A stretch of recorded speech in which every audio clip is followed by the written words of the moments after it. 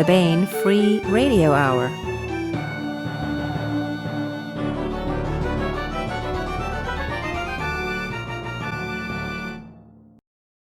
On the podcast, a search for a missing woman exposes a conspiracy that could threaten an entire planet and a vampire on the side of the angels. Plus, we continue our ongoing audiobook serialization of Timo-thy Zahn's Cobra, all right now.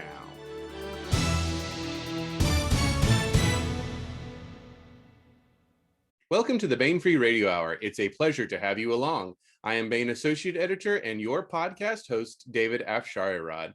This week, DJ Butler sits down with Mike Kupari to discuss his new novel, Trouble Walked In, a hard-boiled PI novel set on a far-flung colony world where buried secrets are soon to be uncovered. The novel is perfect for fans of Raymond Chandler's Philip Marlowe, Walter Mosley's Easy Rawlins, and of course, anyone who likes a fast-paced science fiction yarn.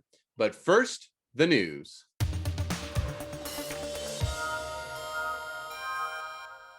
Head on over to Bane.com and check out this month's free short story. Up right now is Dark Angel by David Carrico. The tale is a vampire story set in modern-day Israel and is part of the world of his upcoming novel, The Blood is the Life. When a dead body is found mutilated in the Golan Heights area in the Druze village of Ain Kunya, Rivka Diane knows that this job is not one that can be handled through the usual police channels. Something about the corpse tells her this isn't just a run-of-the-mill killer on the loose. Fortunately, Rivka knows Mordecai Zalman is just the man for the job, though man might not be the right word, for Zalman is a creature of the night himself. Fortunately, he's on the side of the angels. Head on over to Bane.com and check out David Carrico's Dark Angel, free to read right now.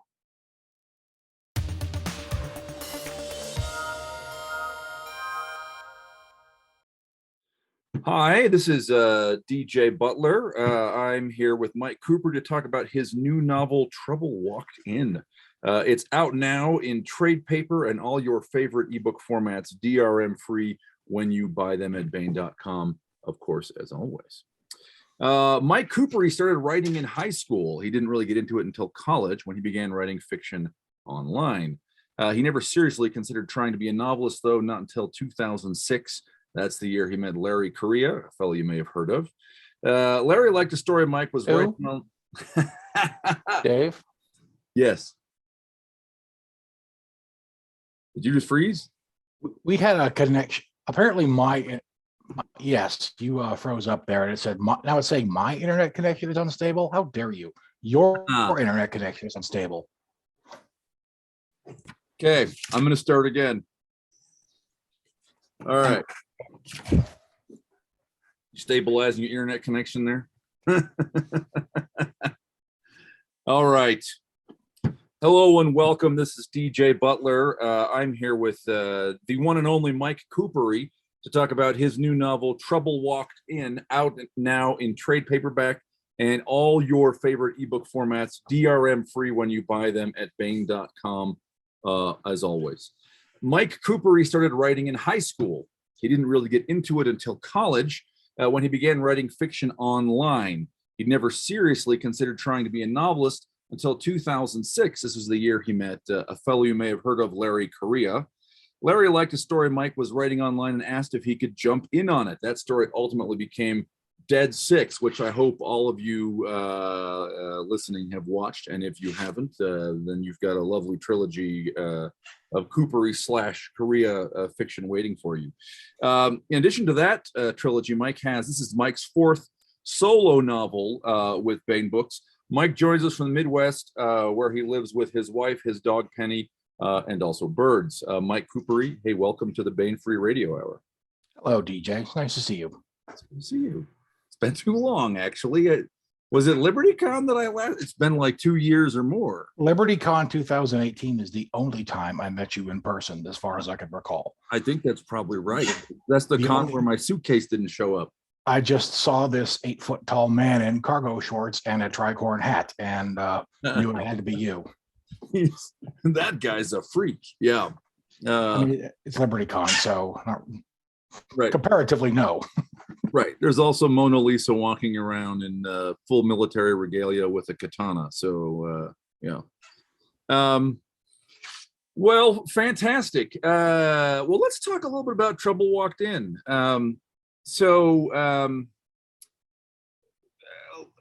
I guess maybe a word about genre. This is interesting. This book, from a genre point of view, goes broadly science fiction, right?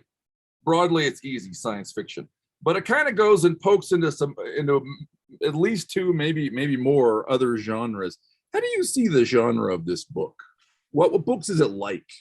What books is it like? That I couldn't tell you. It's basically a detective story, but it's not just a detective story in space, as someone derisively asked. It's the science fiction elements are actually crucial to the story.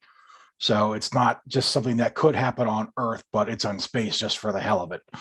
So, and it involves a conspiracy about an ancient alien life form, which that is always a fascinating thing for me.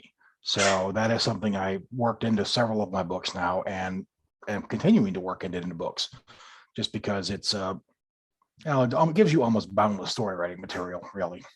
Yeah. So it's there's the PI story. It's a little kind of hard-boiled PI, and it's not really in space. He's on a non-Earth planet, but never leaves the planet. Right. Yeah. There's no actual space involved. Right. No actual space. It's also cyberpunk, right? And it's very okay. We have disagreement. Tell me what. No, it's got cyberpunk elements in it. It's just the cyberpunk genre has gotten so broad anymore, and then they call any other subgenre that's got some weird hook to it, they call it that plus the word punk on the end. With cyberpunk, it made sense because it had the aesthetic of the punk rock movement from the 80s, where it was born. Whereas steampunk is not very. There's no punk rock in the Victorian era. Yeah. There's no punk rock in World War II for your diesel punk. Yeah. No, it's God punk or any of the other stuff you hear.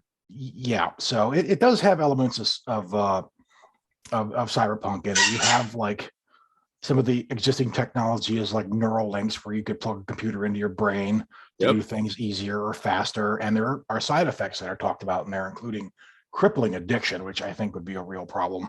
Yep. And it doesn't work for everybody either. Yeah.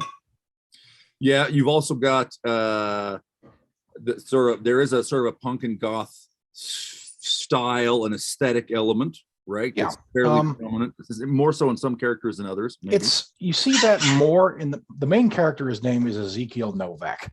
Mm-hmm. His assistant is named Lily, and she's kind of fits that archetype more. She has kind of a goth punk way of dressing. She used to hang out at a nightclub where that was the kind of the scene. It's not really Easy is his nickname, by the way. It's not really his scene.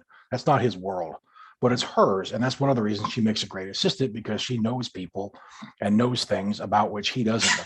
But I think that's pretty reflective of the real world. I mean, not the whole world doesn't have one aesthetic for a setting, Sure. I think other elements that you might say, well, that's reflective of the real world, but also I think are very characteristically cyberpunk is you've got this clash between big sort of governing mega corporations, right? Corporations that are so big that they get something like government status or the ability to influence a government.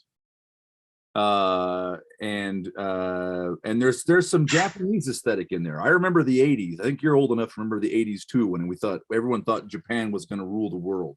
I remember movies from the 80s. Okay. I was born in 1981, so I wasn't really what you call an 80s kid per se. We were scared of Japan. Oh yeah, they were gonna take over. That was every movie. We paid little attention to the fact that they weren't having babies yet. Eventually, we realized that was going to stop them. And also, their economy almost collapsed. There was that too. And their economy, they tanked the economy. But I did put some Japanese elements. There's the Yakuza. Yeah, right? the Yakuza operate on the planet of Nova Columbia. Yeah. Countries on Earth still exist. Yeah. By the way, I like to think that countries on Earth still exist. I personally am not much of a believer in the idea of a united federation of planets or a politically unified Earth. I'm not sure. I mean, there is an interstellar organization that most of the countries on Earth and a lot of the colonies are members of. Sure. It's kind of a defensive military alliance. It's fairly limited in power, though. It's less powerful even than I'd say the European Union. Yeah. By comparison. Mostly it's just defensive. Yeah. Oh, and if everyone hasn't met him yet, this is Jax, my blue crown conure. Hello. He's looking a little rough there because he's been over pruning his underfluff on his front there, but okay. he decided to join us. So it's a PI story. It's got some cyberpunk stuff, and it's a first contact. It's not a first contact story. There have been contact before, but it is a contact with an unknown alien entity story. Really, kind of ultimately, right? That's where this all ends up. It's kind of a first contact scenario with the particular entity that the story revolves around. Humankind has already encountered other alien races and in fact fought a war with an alien race. Yeah. At one point, called the Ceph. Yeah. So the existence of aliens is not like a new thing, and the existence of the ancient, now extinct alien race they call the ancestors, that's been known for a long time. Yep. And so some of the first contact history prior to the story, it's not all buttercups and roses, right? So there's a war, but also there's at least some rumored disaster around discovering or alien contact or alien artifacts, right? Yeah, the ancestors had a technology that referred to in story as a vacuum energy engine. It's a 0-point energy, as it's also called. It's their way of just deriving energy from the fabric of the universe. Very, you can see where that'd be tempting, because it's, even if you have fusion power, you're talking unlimited energy anywhere at any time. So that'd be, if you could crack that, it'd change the world. Problem is that they're like cavemen monkeying around with a hand grenade. They don't know how it works. And there was an incident at the Medusae Fossae colony on Mars that they think they were attempting to activate one of these, and it destroyed the colony and killed 100,000 colonists. So this stuff is pretty heavily regulated just because of the potential risk. So that does leave a window for unscrupulous actors to try to work it through it on the black market, though, get it behind the scenes, or to bribe government officials in and let them do what they want with it. Right. Yeah. To jam the regulator and use that power to control it. Interesting. Okay. So this is part of the background. We know this early on. We have indications early on that what's going on. I'm not giving away like spoilers for sudden. These are not going to be surprising to you if you read the book. This is all pretty well laid out. Yeah. So, okay. So tell us more about Easy. Who is he? What's his background? What makes him tick? Why is he a PI? Easy is a local. He was born on the planet of Nova Columbia. He's probably in his mid 40s or so. He was very much inspired by the writings of Raymond Chandler. I read some of his work to get a feel for the genre beforehand, and he's a good guy. Because one thing Raymond Chandler was always adamant about is that the detective is a hero. Later in film noir, you have like these very, very morally ambiguous characters and situations. Easy is not morally ambiguous. He has a very strong sense of right and wrong. Yeah. He always tries to do the right thing. He tries to be responsible. And sometimes it works in his favor, sometimes not, but he has his own moral code that's very important to him. Yeah. He's a veteran of the war with the Ceph. He fought on a planet called Harvest, where they had to basically a long, grueling campaign to retake this colony world from the aliens. He, I don't know if I ever got into it in the book, but he was in the mechanized infantry, which is like power armor in this setting. And he also did a job where he was doing technical escort for intelligence operatives as they went and collected and studied Ceph technology. And he made some contacts doing that also. But he brings kind of a, just a regular guy, working class point of view to the story. something I think a lot of readers in my typical target audience will be able to identify with. Yeah. Yeah. He's a good guy doing a job. Yes. Yeah. He came into the agency because someone he served with in the war wanted to be a detective. And they said if they got through the war together, they'd come back and start the agency. So he did. Well, unfortunately, something happened to his comrade and it left, and the agency was bequeathed to him. And he maintains it. Well, number one, he turns out he's quite good at the job. And number two, out of a sense of loyalty to his friend. Yep. Worth noting maybe that Easy carries a wheel gun. You're kind of a wheel gun fan yourself. Yes, because I have taste and culture. I've made it a point that in every single work of fiction I write that has something, that has some version of modern firearms in it, somebody will carry a revolver. Yep. This isn't like a conventional revolver.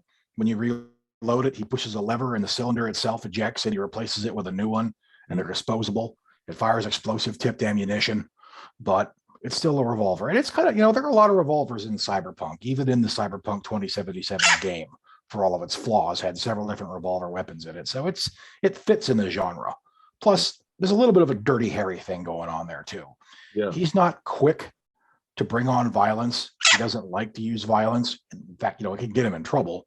You can't just go around shooting people, right. But he's not afraid to do it when he has to. So there is some element of that too. Yeah. And as you noted, there's a consistency with the existing Kupari aesthetic. Yes. Part of the brand. Yeah, I love it. So I like this point that he's not a noir PI, right? And this is something I think people, I don't know, you get bogged down in discussions of genre, but people sometimes use, the idea of noir to just mean detective stories. That's really not it. Film noir is it's a film technique. Yep. And, it got kind of conflated with detective stories, but detective stories probably predate noir film. Noir film came from France. I believe after the 1930s, I think, is when the genre was kind of born. And there's a lot of overlap, but they're not necessarily the same thing at all. Yeah. The detective stories came from the pulps in the early 20th century. The pulps also, which birthed, science fiction and fantasy as genres, and westerns and romance and everything else, just about. And and they had older antecedents too, right? Detective stories go back to Arthur Conan Doyle, and they go back to Edgar Allan Poe. Yes. And and noir, one of the basic ideas of noir is this protagonist who's on the edge and has he's already kind of 1 foot a lawbreaker, and then a bad woman seduces him, is classically, right? There's some of that. And there's a lot of just noir film techniques too. Mm-hmm. It's not just filming something that's dreary and black and white. Yeah. I'm not a particular fan of the genre. I haven't seen a lot of movies that can be described accurately as film noir. Yeah. But when I concocted this story, I ended up settling on it to be kind of a detective story. So this is my first attempt at writing a detective story, so I hope it didn't come out to be crap. Yeah. I can assure you it did not come out to be crap. Now, you do have, it's interesting. So I wanted to make the point from this femme fatale noir point. So Easy interacts with 3 women, well, more than 3, but 3 sort of prominent female characters, every one of whom has this sort of attachment to a dark or radical organization, right? And so is there something you want us to tell us about how you feel about women, Mike? Or is this what, this is curious to me, like, is this wow going right for that, huh? Wow. Pure joke. Trying to get me canceled. Okay, yeah. No, the main hook of the story is that this beautiful woman comes into his office and he wants her to find her missing sister. This is missing Dagny, right? Dagny is the client. Yes, her missing sister works for the giant mega corporation Ascension, and she's just gone missing. She just vanished. The last time she saw her, something was obviously wrong, and she doesn't know where she went. She can't get a hold of her, and that's how the plot begins, basically. Dagny has a little bit of a checkered past. She was involved with some, radical political organizations that could probably be a terrorist organization as a young person. She got roped into it when she was in college. The GLF. And yes, the Global Liberation Front. And she ended up turning her life around, but she had to leave her home city and move and take on a fake name, even because her former comrades still kind of want to kill her. Yeah. So that's the client. Yes, her sister. Yep, the sister Cassandra was kind of like a goody-goody in comparison. The sisters were kind of opposites. Cassandra did well in school. She did well in college. She went and worked for Ascension just like her stepdad did. She never got into trouble. She kept her nose clean her whole life, and then suddenly she disappears. Trouble found her, even though she didn't try to get involved. Yeah. But, she may not have done anything wrong, but her employer, Ascension, certainly has. They're very powerful. They have too much influence over the colonial government. They have a lot of money. And, when you're in that position, you can make things happen that normal people can't. And they have connections to, we'll get back to this maybe, but to sort of through an eccentric, is not really a founder, but the son of the founder, yes, the owner, a main shareholder. They also have this they're like a sister organization, basically, with a sort of a wacky space cult, right? It's the Cosmic Ontological Foundation. Yeah. And they put on the airs of being like a legitimate research organization, and they do spend a lot of money trying to research and collect and find alien artifacts.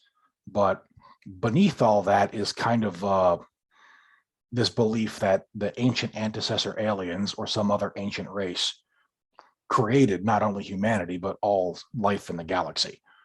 And why they assume this? Well, that's just what they believe.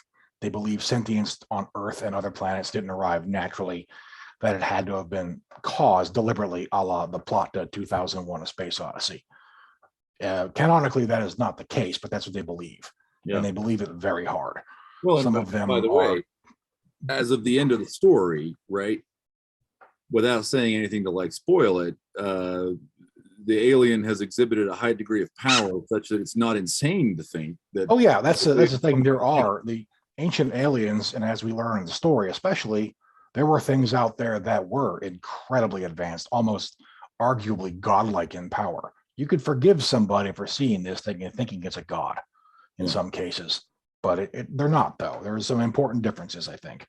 Yeah. But, that's the fallibility of man, right? We see something that's very powerful. We kind of want to hitch our wagon to it because it gives us meaning in life.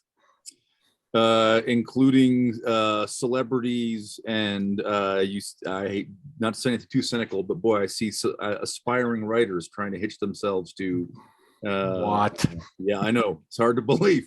But yeah, I think we see that on people latch on to celebrities, they latch on to political movements, they find these little counterculture movements. And I think a lot of that has to do with, in the modern age, for as connected as we are. I mean, you and I are sitting here having a video conversation like something from RoboCop, right? Yet I haven't seen you in person in 4 years. For all of our connectivity, we are, as individuals in the modern world, seem to be more isolated and more atomized than ever. You find a group of friends, but instead of them being the people you live with, they're all over the country or all over the world, that you probably won't ever get to meet most of them. But people who are kind of borderline, people who are really struggling or maybe a little out there, they can find other people who are just like them to validate them instead of feeling compelled to maybe not be so weird, because sometimes being yourself, being true to yourself, being your good, weird self is good. Other times it's not so good. Other times it goes into bad places. It's a hard road, Mike. Come on. So And I think you see a lot of that. It's almost a cultural wasteland sometimes. Yeah. And it's sad. There are a lot of young people out there, especially over the last couple of years with with the COVID and the lockdowns and all the turmoil. There have been a lot of people out there. I think it's been really hard on their well-being and their emotional health. And they turn to the internet as an outlet, and the internet is a terrible place. So Period. The internet is a terrible place. Period. Yeah. Okay, so the third woman is, you already mentioned her, Lily or Lilith, right? yes. And aesthetically she's goth. Professionally she's sort of a hacker. Yes, she was kind of a child prodigy. Mhm. When she was a teenager, she's very smart, very good with information systems. She got in trouble like with the law because of illegal hacking. And after that, she decided to keep her nose clean. But she works with Easy. She's much younger than him. She's young enough to be his daughter. And he does have kind of a paternalistic relationship with her. He worries about her, but she also worries about him. The opening scene, he had a couple of drinks and he makes him take the train home instead of driving because the auto navigation function in his car isn't working. Yeah. Well, and so this is just to kind of wind it back to the earlier conversation, right? There's nothing, it's not an exploitative relationship. No. In fact, he talks about in it, the story is told in the first person. So it's Easy is very much addressing you, the reader, telling his story. And he talks about how, you shouldn't trust a guy who like goes chasing after his own employees like that. It's at best, it's bad management. At worst, it means he's a complete scumbag. Yeah. And I happen to believe that in life too. So Yeah. So now her previous adventures, experience as a hacker mean that she also has a connection to sort of a shadowy organization, right? yes. So Yes. tell us about these people. She was a member of a group called Arcanum. They're sort of loosely affiliated in a lot of cases, but they do have a central hierarchy. Kind of a hacker collective, kind of information brokers.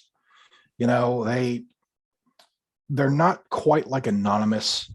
They don't do a lot. They don't do as much like malicious hacking as like some hacker groups in the real world do. But what they do is they mostly go after the government and large corporations and institutions with power, and they try to get into their systems and reveal their dirty secrets. Yeah. They're quite good at it, which also means they have a lot of enemies, a lot of very powerful enemies. Yeah. She was a member of this group when she got in trouble, and she kind of wanted to get away from it.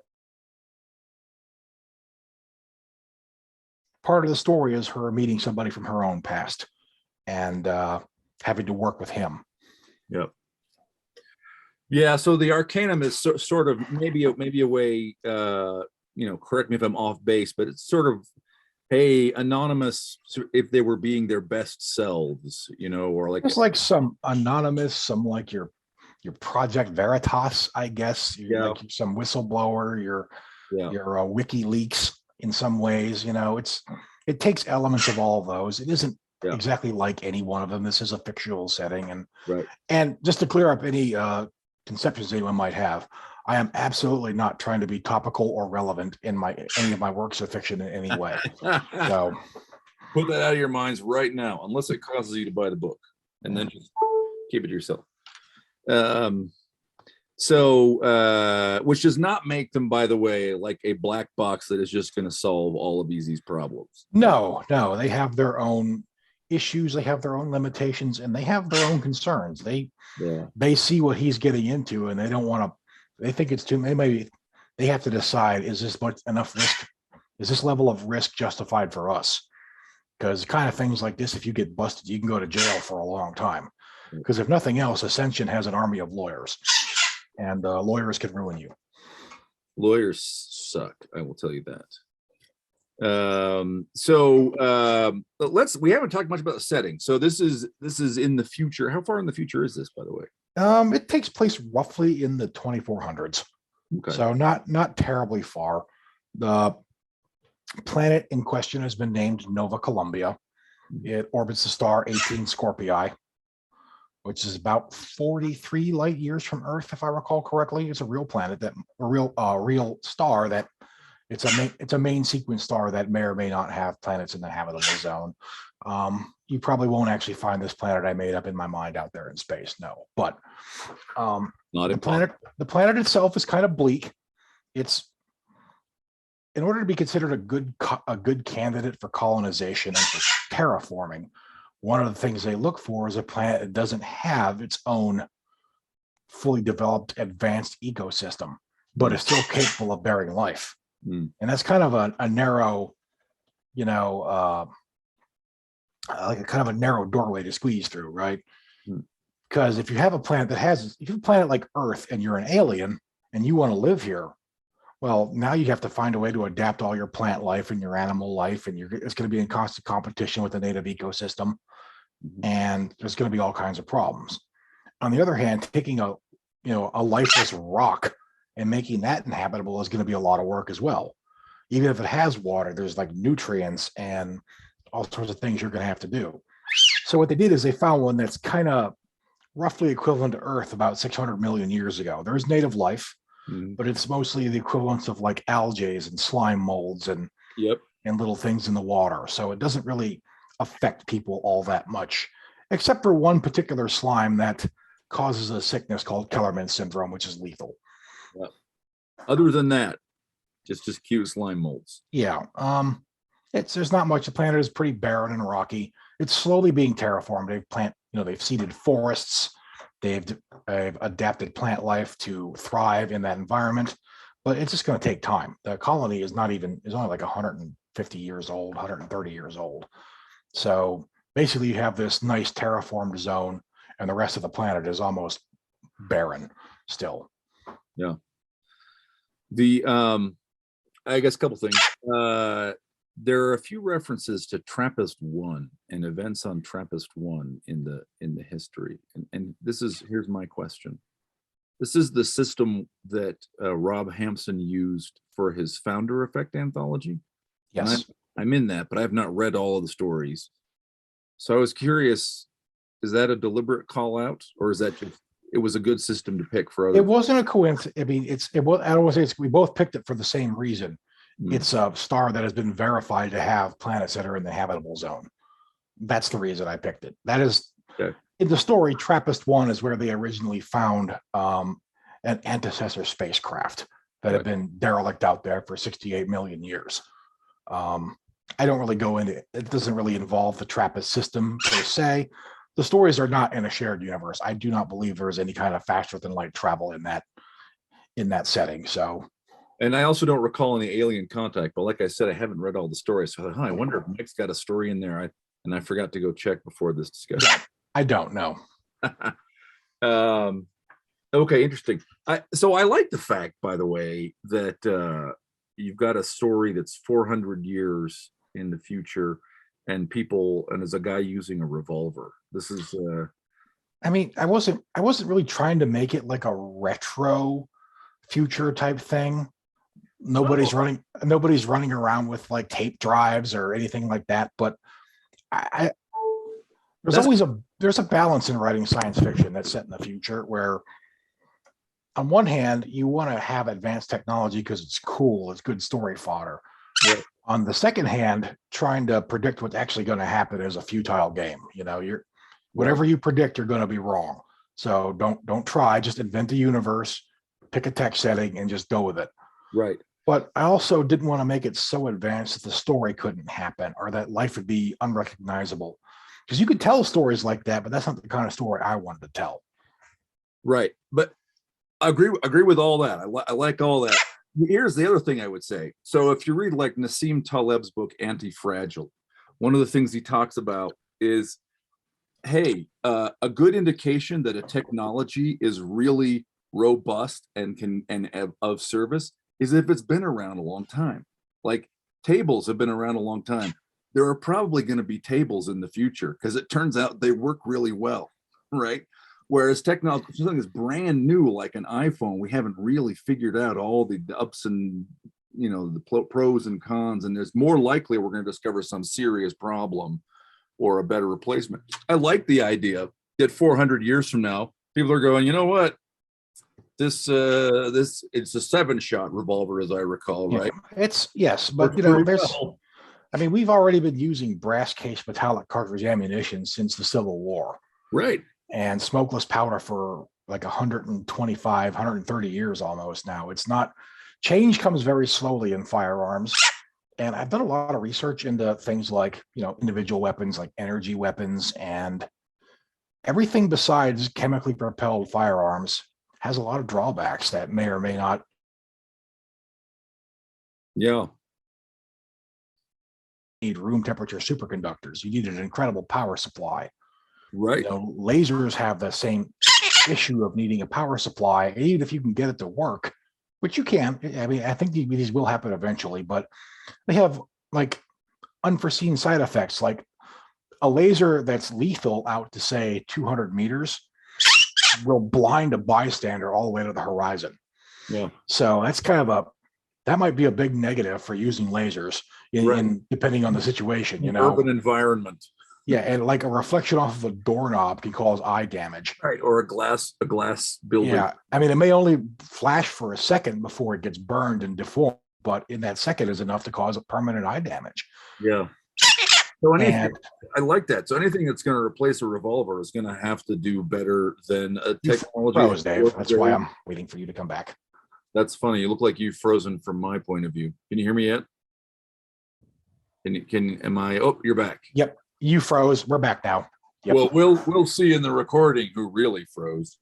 Okay. No, actually, we heard you audio while you were frozen still. So. Yeah, I can still hear you when the screen freezes up. Usually, you just pause for a second. So I think we're okay. Yeah. You just might have to edit this a little bit. It'll. I believe me, this is far from my most freeze plagued recording.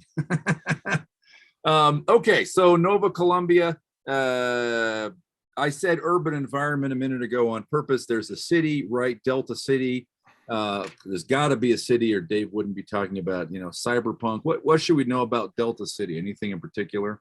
Delta City was named because it was from landing site Delta is where they got the name from, and it's a little bit of a callback to RoboCop too. Where the futuristic Detroit was called Delta City back when they thought Detroit had a future, and they called Detroit's future pretty well. yes. But it's in a crater that's about 40 miles wide, and it's a very congested city. It's got gigantic skyscrapers. It's got 30 million people living in it. It's like one of those humongous cities in China, like a Hong Kong or a Shanghai. And the reason everybody is so piled in on top of each other, despite having an entire planet to live on, is, again, most of the planet isn't terraformed. Like, you can go build a homestead on the other side of the world if you want, but you're going to be out there by yourself. And what are you going to do for a living? Where are you going to get building materials? There's no roads, there's no infrastructure, there's no people around. And on a lot of places in the continental interiors on the planet, you got to drill down a very long way to hit groundwater. It's the same reason land is so cheap in northern Arizona. There's a lot of it, and you have to drill down 8,000 feet to hit the water table, so it's almost worthless. And so everyone tends to live just in these few big cities. And Delta City isn't the only city. There's also an Epsilon City. That's the planetary capital that's mentioned. So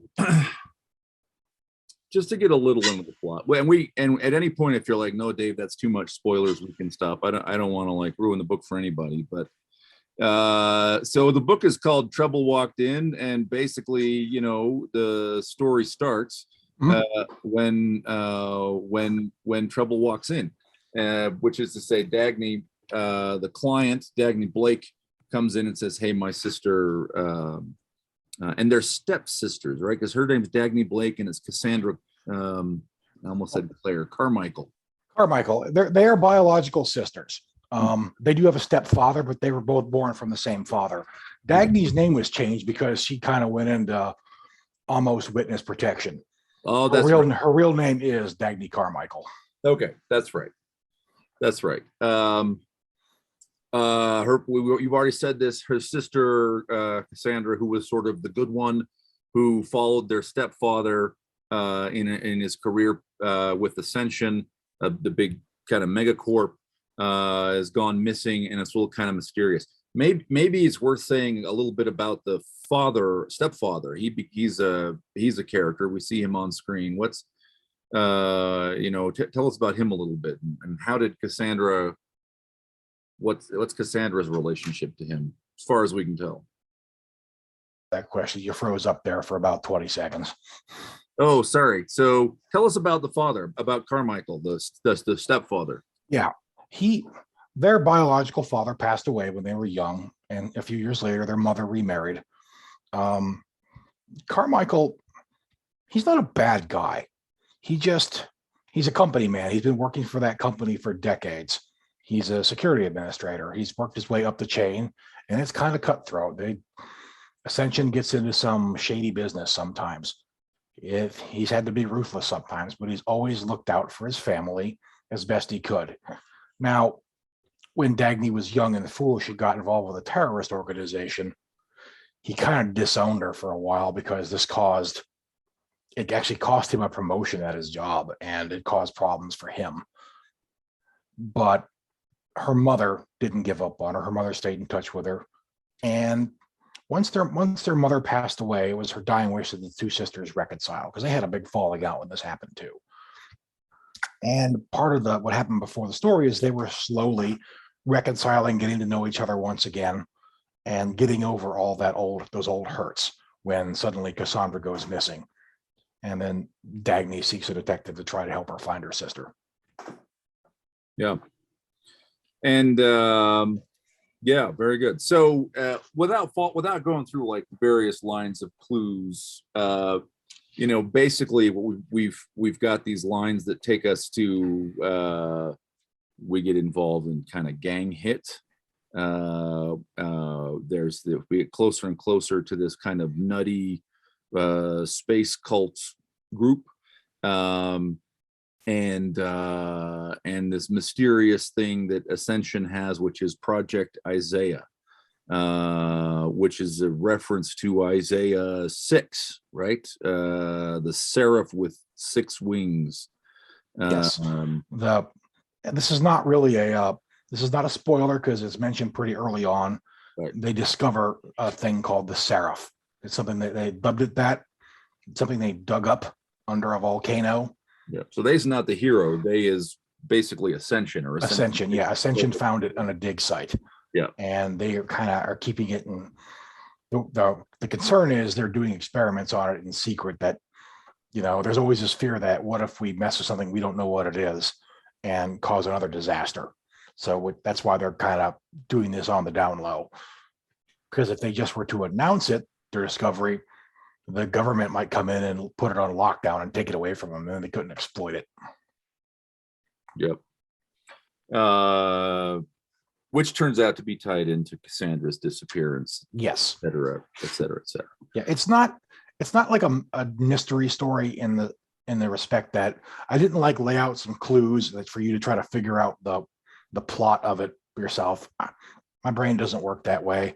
It's just you just follow along as Easy and the people he encounters helps him get to the bottom of what's happening. So I just don't want anybody to go into this thinking it's going to be like one of those murder mysteries where, not quite. No, it's not quite that involved, I'm afraid. Yeah, but it is a mystery. It's an engaging PI story, and in good PI story fashion, people are beating Easy and his friends up and threatening them, and Easy takes a few licks in the story. He it's a tough business. Yeah, he gets his ribs kicked in by a cyborg at one point, and a big guy who's so big he calls him a truck. Yeah. and there's back and forth where he's there. So I should mention the intelligence services are in the mix here too. And so there's to some extent there's figuring out, well, who do I want as an ally here? If we're all chasing a MacGuffin, who can I help get their MacGuffin that I can, get assistance out of for getting Cassandra. One of the story hooks is, Easy is trying to figure out who he can trust. He has a contact from his military days who's in the intelligence world, but he needs to decide if he can trust this guy because there's a suspicion that maybe the intelligence agencies are involved themselves. So it puts him in a conundrum, and how it gets resolved is you're going to have to read the book. You have to read the book. Yeah, very good. So hey, is there anything else that we haven't touched on that you think you would like readers to know about the book? Well, I have a associated short story that I've written and turned in, which should be up on the Bane website before the novel gets released. I'm not exactly sure when. Do you know the title? Sorry, you know the title of your short story. Probably. Yes. 1 second. It is. I have this problem all the time. I am thinking really hard, and I'm not stalling, and I'm certainly not looking up the file name on my computer while this is going on. The short story is called Trouble Is My Business. Oh, perfect. Okay, that's a great name. So you ought to be able to the reason I asked for the title is because you ought to be able to Google Trouble Is My Business Kupari and get to the Bane website. I don't know if it's up yet, but it might be by the time this video gets into circulation. So yeah, usually the timing is these come out after the book is published. Yeah, from what I understand, it'll be up before the book is released. Yes, kind of. Yeah.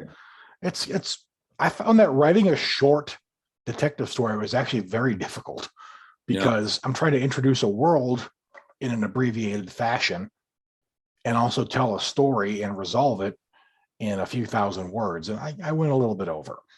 So and there's the element of there is a mystery, right? Yes. So, it's a little bit, this is a side story. It's not directly related to the main story of the book, but I wanted to kind of get the reader a feel for what the world is like. And you do get to visit a part of the world that you don't see in the book. You get to go out into the agricultural zones where they grow all their food and meet a wealthy rancher, basically, is one of the characters. So it kind of takes it and puts it in a little bit different of a setting for part of the story. I like that. That's interesting. Now, Trouble Walked In is not obviously set up as the beginning of a series, right? I mean, it's a self-contained story. Yes. Do you think you'll write any more adventures of Easy and his sidekicks? I could. I don't have any planned at the moment. I wrote it as a self-contained story. I did that for 2 books in a row. I just wrote just a one-off family business. But the end of the book, like Dagny and Cassandra's character arcs are kind of complete. There's definitely room for more for the way I set up, and Easy is still a detective. Yeah, there could be more. So if there's demand and people just love it and they want another one, I could be talked into it. Yeah. But it's not setting up a series. No, you don't have to worry about a cliffhanger or anything at the ending. Everything is resolved, basically. Yeah. Yep. Okay, so readers or listeners, this is what you got to do is you buy the book, and if you like it, reviews, reach out to Bane, say, hey, put that guy Kupari back in the cage and make him write another one of these.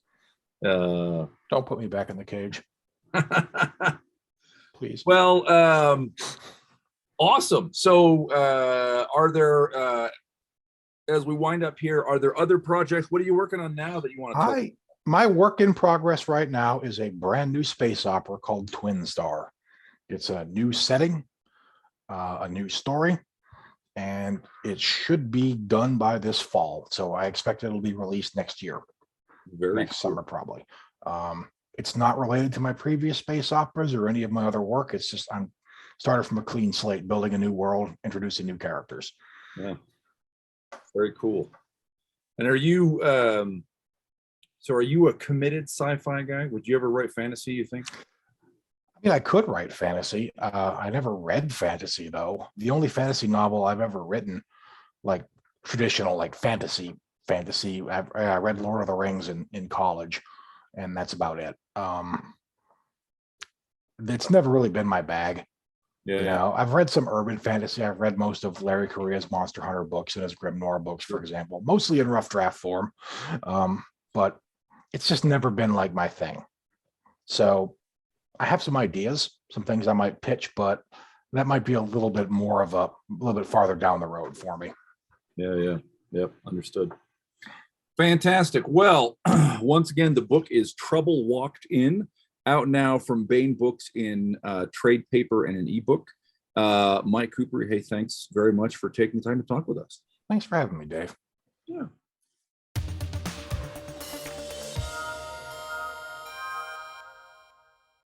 And now we bring you Timo-thy Zahn's Cobra. Earth's only hope was the Cobras. The colony worlds Adirondack and Silvern fell to the Troft forces almost without a struggle. Outnumbered and on the defensive, Earth made a desperate decision. It would attack the aliens not from space, but on the ground, with forces the Trofts did not even suspect. Thus were created the Cobras, a guerrilla force whose weapons were surgically implanted, invisible to the unsuspecting eye, yet undeniably deadly. But power brings temptation, and not all the Cobras could be trusted to fight for Earth alone. Johnny Moreau would learn the uses and abuses of his special abilities and what it truly meant to be a Cobra. A week later, Johnny, Halloran, Deutsch, Nofke, and Singh, now designated Cobra Team 2/03, left with the other newly commissioned Cobras on a heavily protected skip transport for the war zone. Penetrating the Troft battle perimeter, the teams were space-shooted into an 800-kilometer stretch of Adirondacks' strategic Essek district. The landing was a disaster. Reacting far quicker than anyone had expected them to, the Troft ground forces intercepted Johnny's team right on the edge of the city Deutsch had been steering them toward. The Cobras were able to escape the encirclement with nothing more than minor flesh wounds. But in the blistering crossfire of that battle, 3 civilians, caught in the wrong place at the wrong time, were killed. For days afterward, their faces haunted Johnny's memories.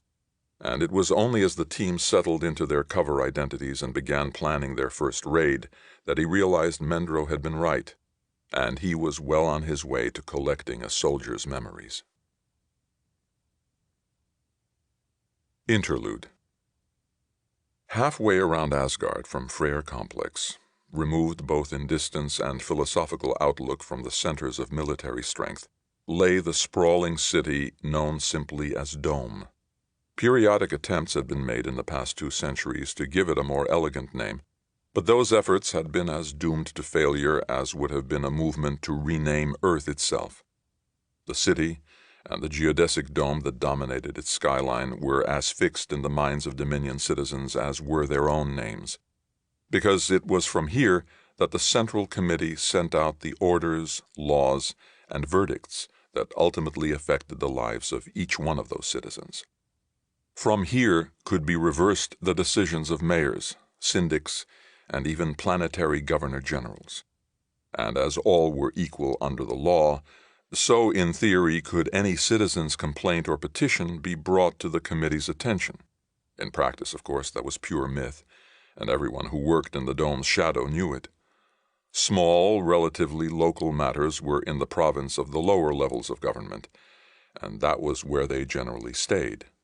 Seldom did any matter not directly affecting billions of people come to even a single comite's attention. But it did happen. Comite Sarkis Horm's office was about average for one of the 30 most powerful men in the Dominion. Plush carpet, rare wood paneling, a large desk inlaid with artifacts from dozens of worlds, a quiet sort of luxury, as such things went. Beyond the side doors lay his 8-room personal apartment and the miniature haiku garden where he often went to think and plan. Some comites used their dome apartments, but rarely, preferring to leave their work behind in the evening and fly out to their larger country estates. Horm was not one of those. Conscientious and hard-working by nature, he often worked late into the night, and at his age, the strain too often showed. It was showing now, Vanis Darl thought, running a critical eye over Horm as the comité skimmed through the report he'd prepared. Soon now, probably sooner than either had expected, Horm would drive himself to an early death or retirement, and Darl would take his place on the committee. The ultimate success the Dominion had to offer, but one that carried a twinge of uneasiness along with it. Darl had been with Horm for 19 years, the last 8 as chief aide and chosen successor. And if he'd learned one thing in that time, it was that running the Dominion properly took infinite knowledge and infinite wisdom. The fact that no one else possessed those qualities either was irrelevant. The philosophy of excellence under which he'd been raised demanded he strive for the closest approximations possible. Horm, also born and raised on Asgard, shared that background, and Darl therefore knew how much work those goals entailed.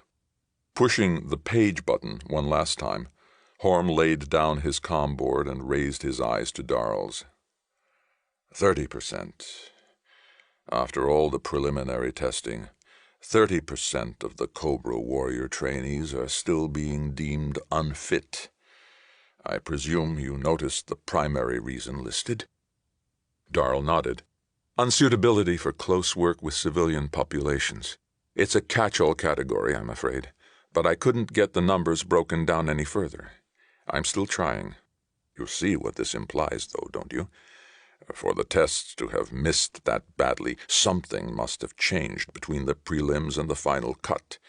And what that means is that we're sending fully activated Cobra warriors to Silvern and Adirondack without truly understanding their psychological state.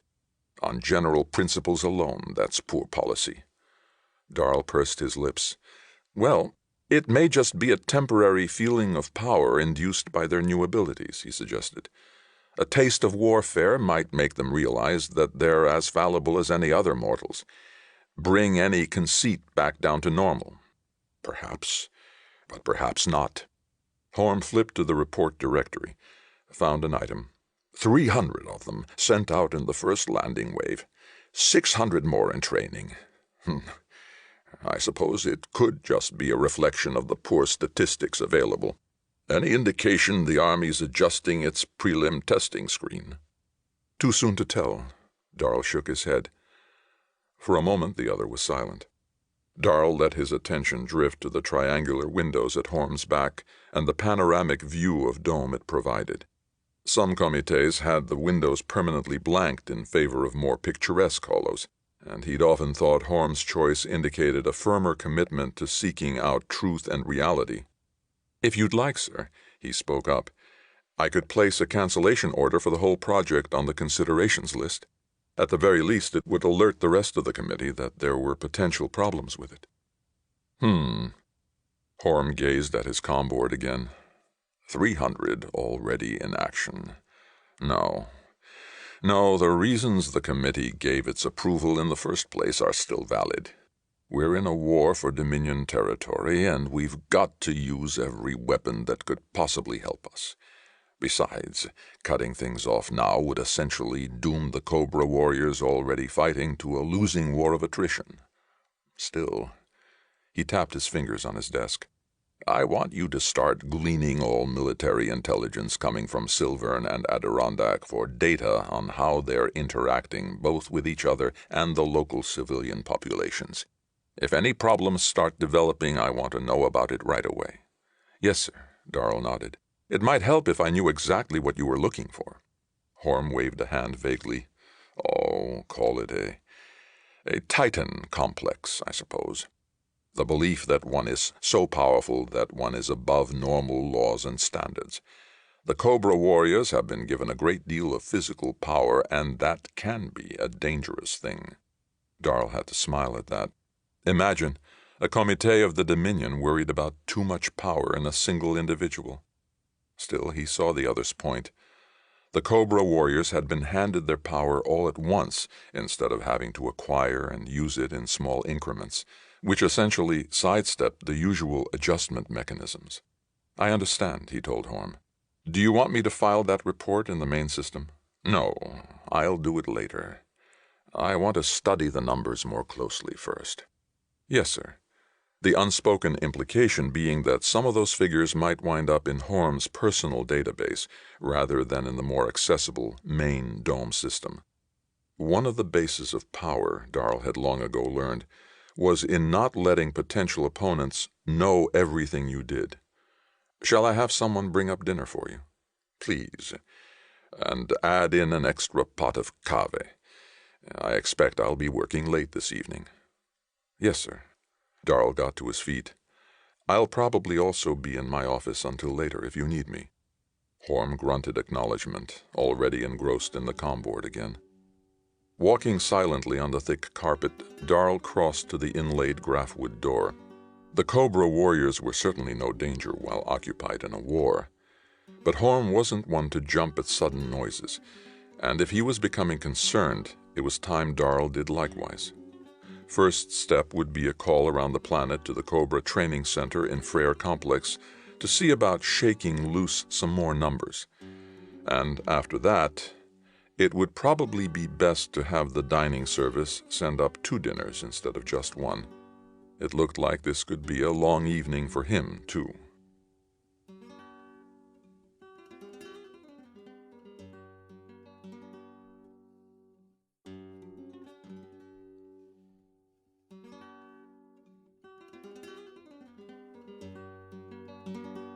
That was another installment in Timo-thy Zahn's Cobra, and that's it for the podcast. Thanks as always to Audible.com and podcast theme composer Ruth Judkowitz.